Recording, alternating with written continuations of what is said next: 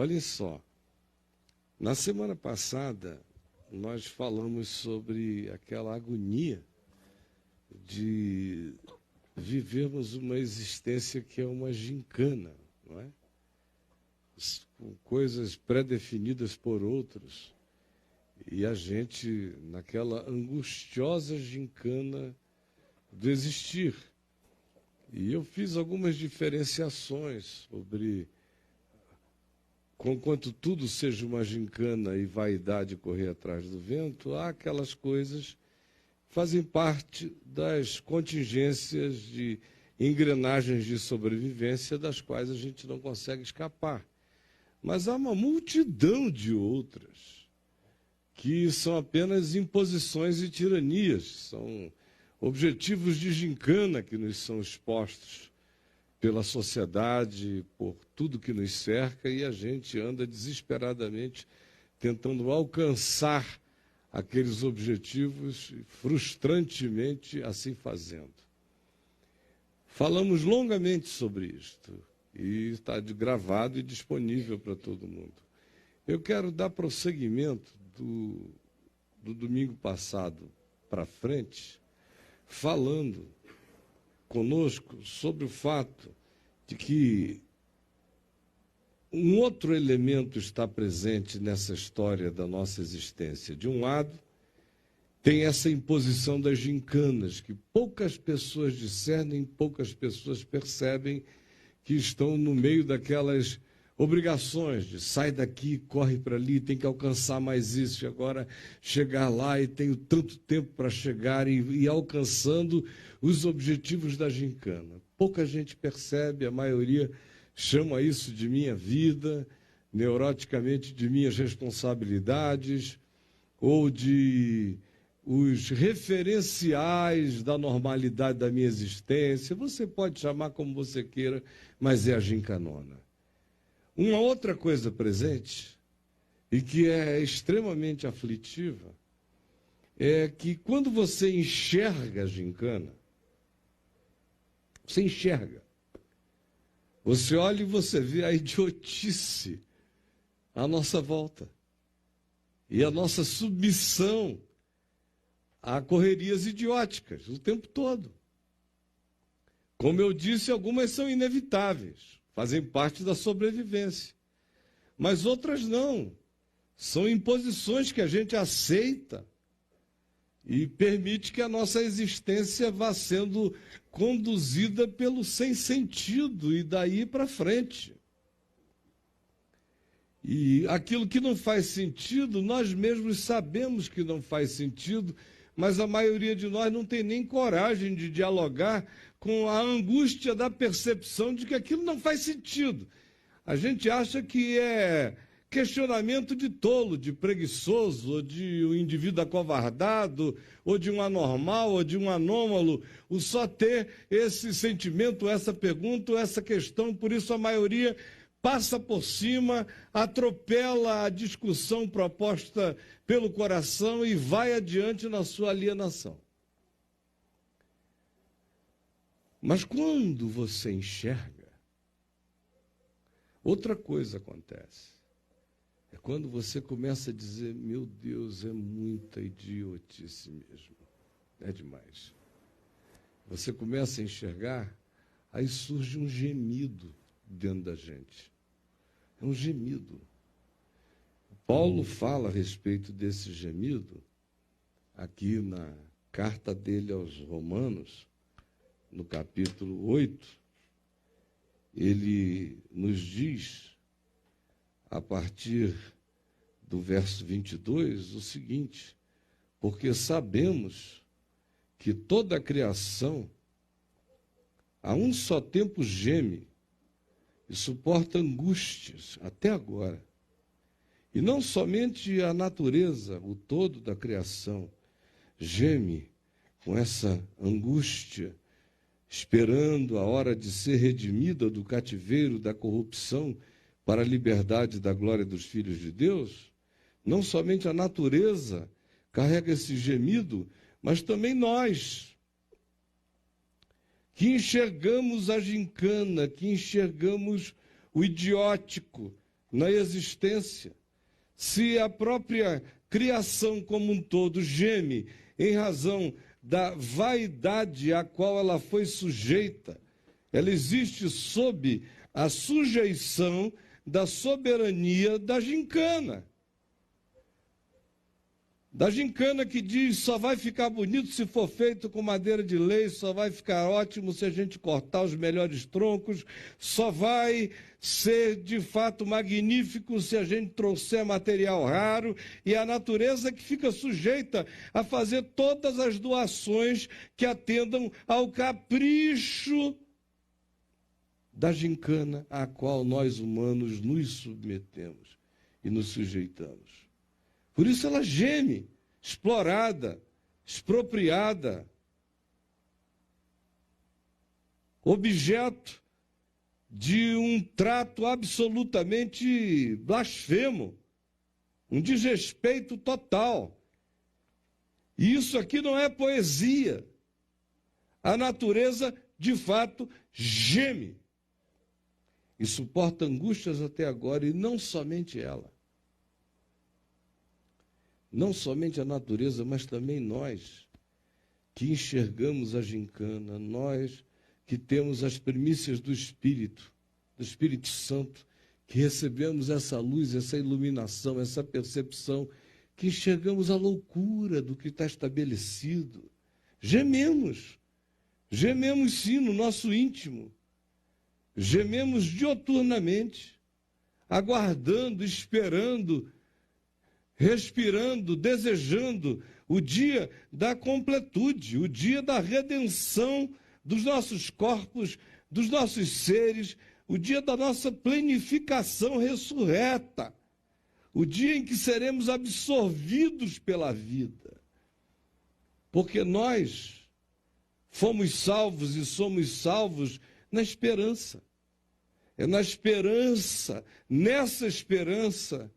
nessa transcendência, que a nossa interioridade, o nosso coração é preservado, a nossa alma é salva nessa gravidez de anseio pela chegada do que é absoluto. Por isso é que, como nós estamos esperando o que nós não vemos, com paciência nós aguardamos. Paulo nos diz o que acontece quando nós somos iluminados e a gente enxerga aquilo sobre o que eu falei domingo passado, a idiotice da corrida, da gincana, imposta pela vaidade, pelo capricho, pela loucura e por tudo o que não é. Que é o que consome a maior parte da nossa alma, do nosso ser, da nossa energia, do nosso tempo, das nossas emoções, dos nossos sentimentos, das nossas frustrações. A gente dedica a maior parte de tudo quanto a gente chama vida a atender a essa demanda louca que é imposta a nós e ao mundo inteiro. Quando a gente enxerga, no entanto, surge uma angústia. É a angústia de descobrir isto. De olhar. E aí você corre o risco de começar a perder a possibilidade de se socializar. Você corre o risco de perder o poder e o potencial produtivo, funcional na sociedade. Porque você vai vendo tanta gincana no meio do processo inteiro, que você diz, mas por quê? Para que eu vou entrar nessa? Aí você corre o risco de, em já sabendo o final da idiotice, não querer nem participar de coisa alguma, se tornar um ermitão existencial que se exila, se aliena de processos, porque diz, eu já sei o que é isso. Aí corre o risco de ir perdendo a capacidade de rir da bobagem, corre o risco de perder a chance de ser do tamanho em que a existência é, e dar-se a chance feliz de simplesmente celebrar momentos sem maiores perguntas a respeito. A gente corre o risco de, tendo essa percepção, nos tornarmos pessoas muito exigentes existencialmente em relação às outras. A gente fica impaciente com quem não enxergou, com quem não viu, com quem não discerniu, com quem não percebeu. A gente se cansa rápido de todas as formas e expressões de vaidades bobas e idiotadas que a gente vê as pessoas ainda a elas tristemente agarradas. Enfim, tanta coisa acontece. Depois que você enxerga, um gemido se instala. Tem um I can get no satisfaction instalado na gente, na outra perspectiva que não é aquela que faz querer você se suicidar, de estou frustrado. Não. É uma outra que não faz você querer tirar sua vida, faz você querer ser chupado pela eternidade. Faz você querer ser absorvido pela vida. A primeira forma de constatação, isso só pode ser como é que é o nome? Despertador. É de ontem. Ontem que eu tinha um compromisso essa hora. Mas quando você chega e constata a primeira realidade, frequentemente você perde a vontade de viver.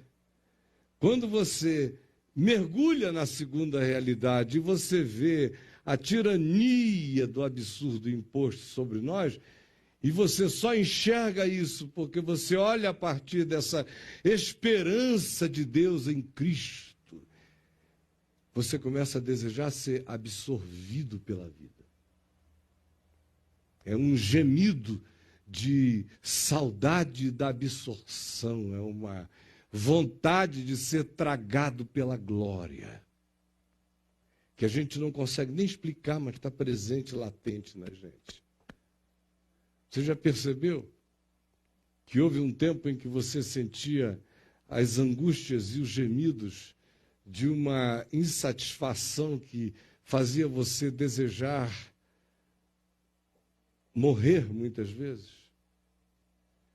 E hoje, você não pode negar, no entanto, que mesmo tendo conhecido o Evangelho pela fé e se deixado impregnar pela alegria e pela esperança e pela certeza da vida eterna, você continua carregando um gemido expectante o tempo todo em você mesmo. Eu discerno essa presença em mim, porque as duas trocas foram bem claras no meu coração.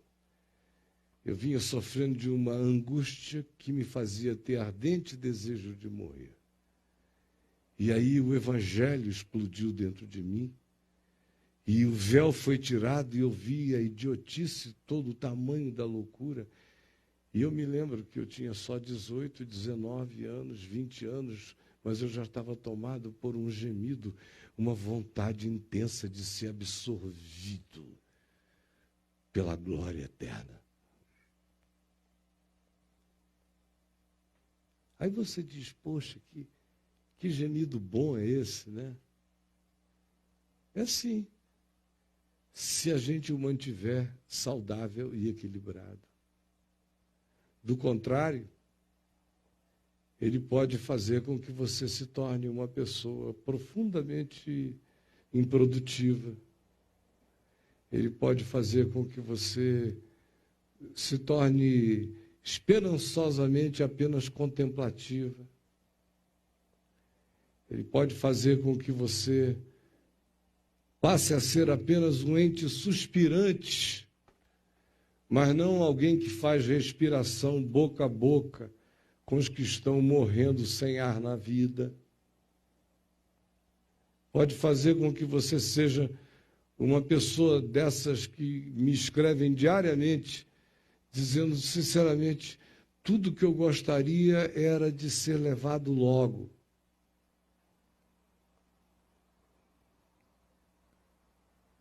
E são pessoas ainda jovens, ou são pessoas já na meia-idade, mas com filhos e netos a ajudarem ainda, mas perceberam o vazio de tudo e dizem, eu sei, no entanto, o que me espera, o que me aguarda, do que eu sou herdeiro, qual é a minha herança, se eu pudesse, eu ia agora.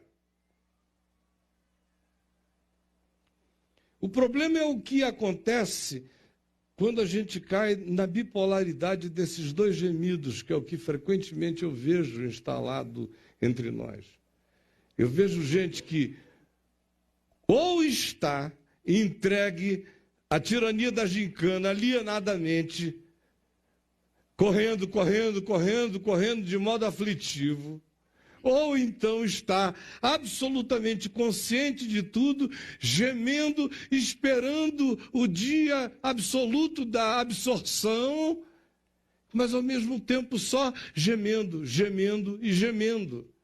De modo que são apenas bipolaridades entre gemidos.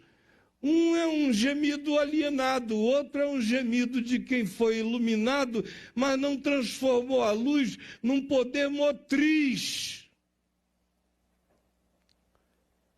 para viver hoje aqui.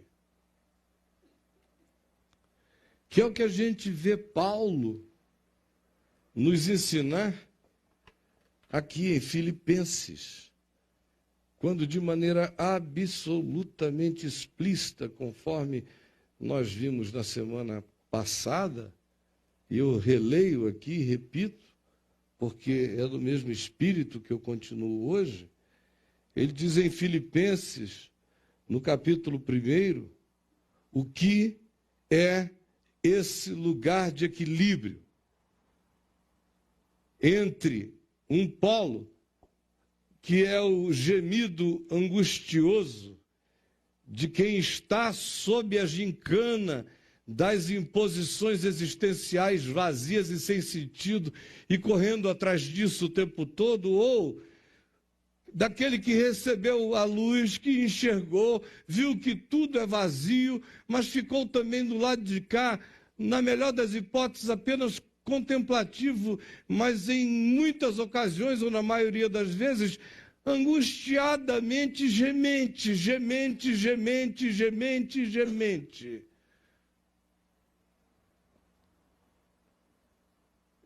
E se alienando da possibilidade de ser um ser oxigenante na existência.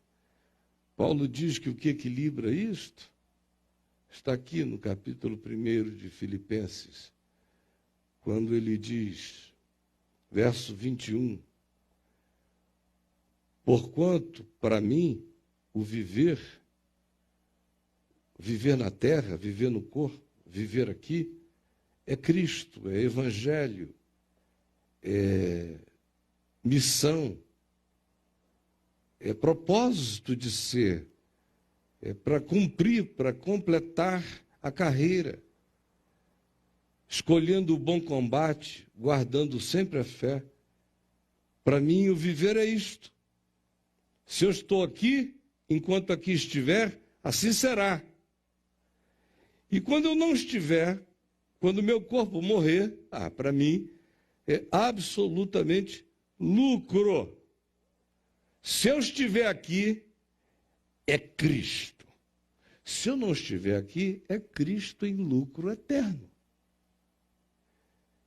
Mas, se o viver no corpo, viver na história, no espaço-tempo, traz fruto, produz fruto, se a minha presença, ação, intervenção, ajuda, luz, consciência, participação, produz fruto, abençoa pessoas, gesta gratidão na consciência, na alma de outros e de muitos, já não sei o que hei de escolher, se é o lucro que me aguarda ou a alegria de frutificar enquanto estou aqui.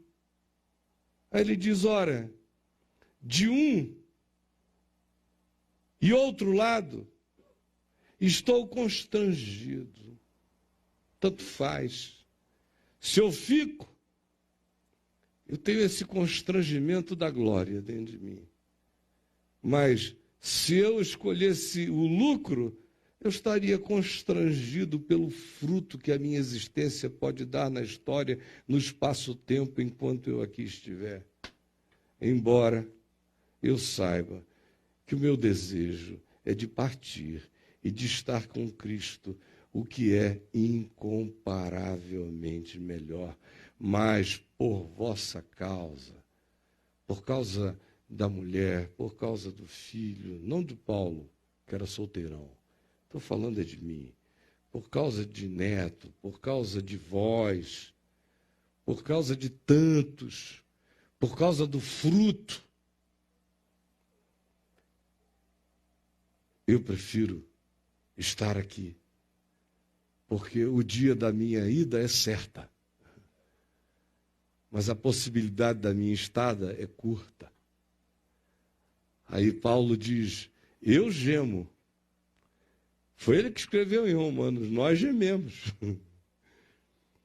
Mas o antídoto,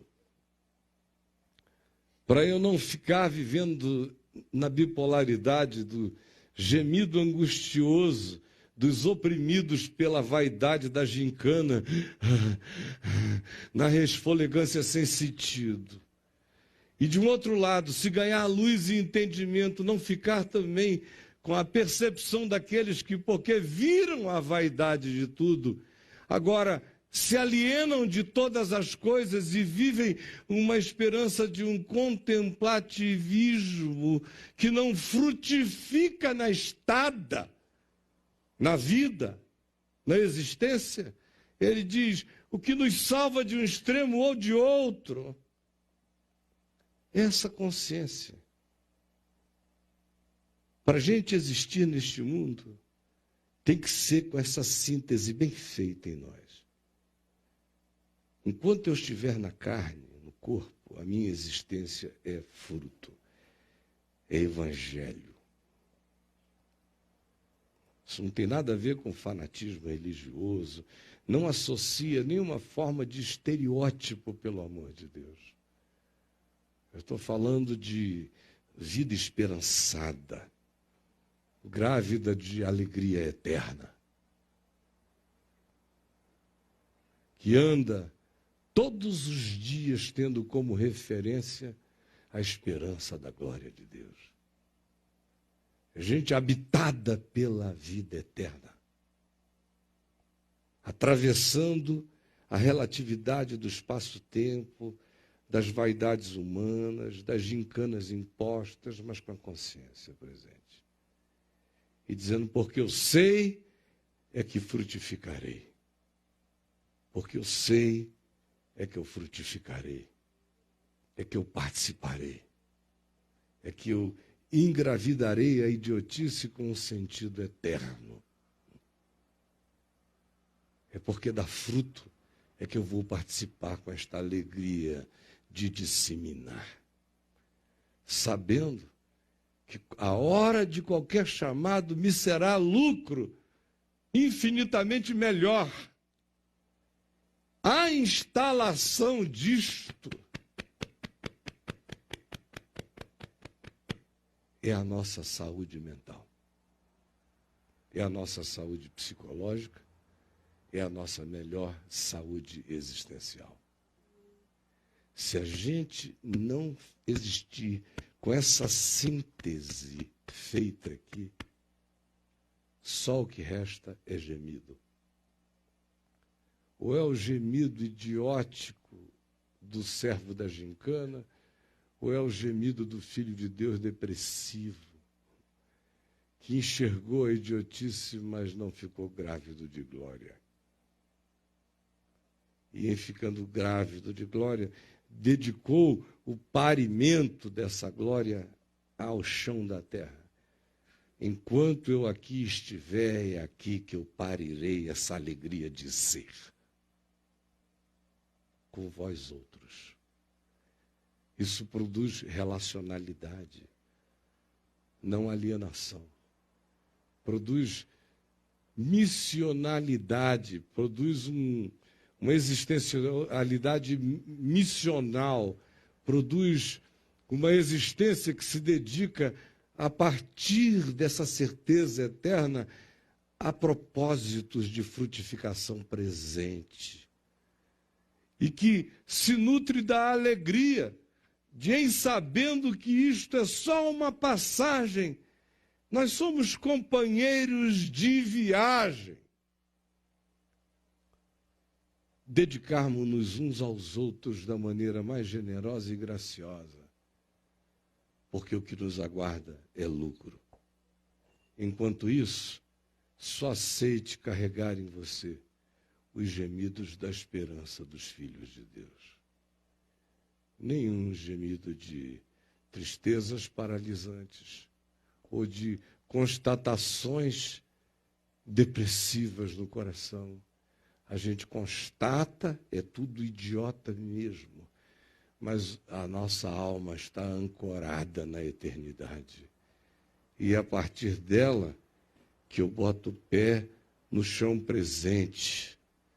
Gemo os gemidos daqueles que carregam as primícias do Espírito, mas o meu coração não é paralisado. Eu dou fruto justamente por isso. Vou gemer os bons gemidos da boa expectativa, gemidos da esperança, não do cansaço desesperançado. Esse gemido da esperança me alenta, o outro me arruína, me paralisa, me dessignifica, me acachapa. Vamos ficar em pé e vamos orar.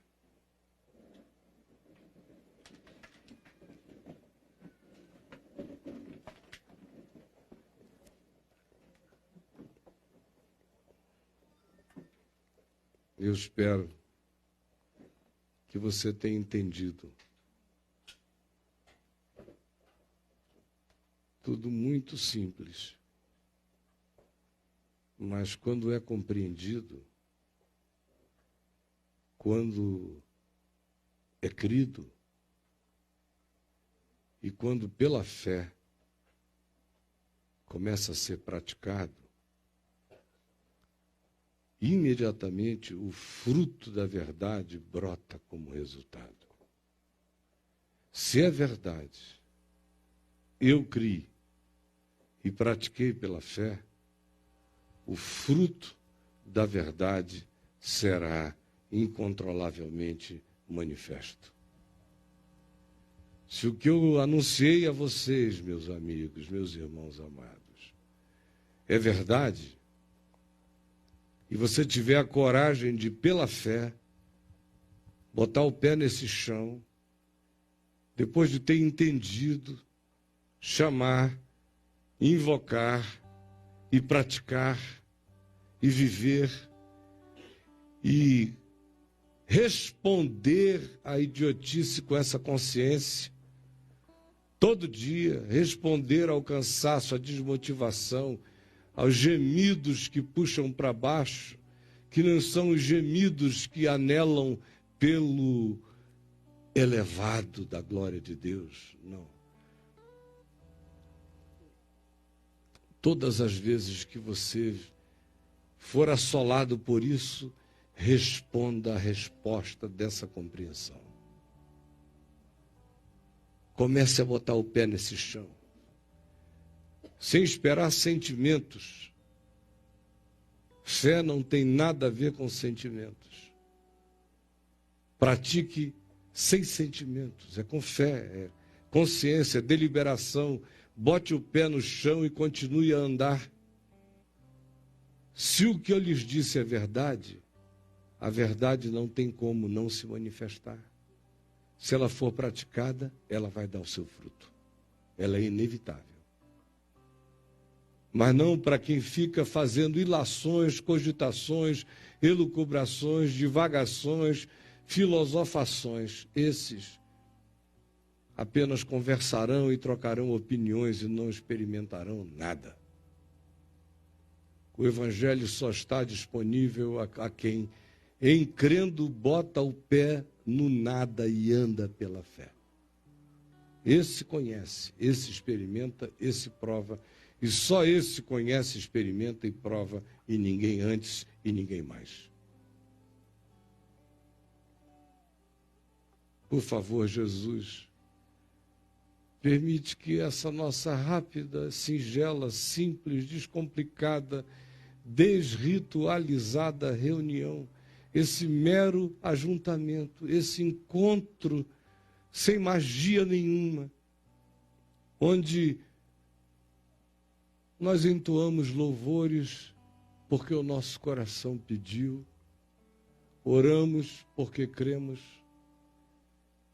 e ouvimos a palavra porque também cremos que ela é evangelho, que ela é o anúncio do Espírito de Cristo, da vida de Cristo.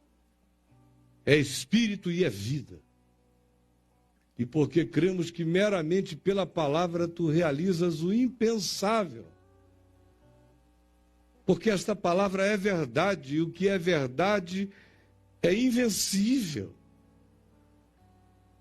Eu te imploro que todos tenham entendido e que todos queiram abraçar, agasalhar e viver, para que nós não sejamos ouvintes negligentes, esquecediços, tolos, mas nos tornemos operosos praticantes.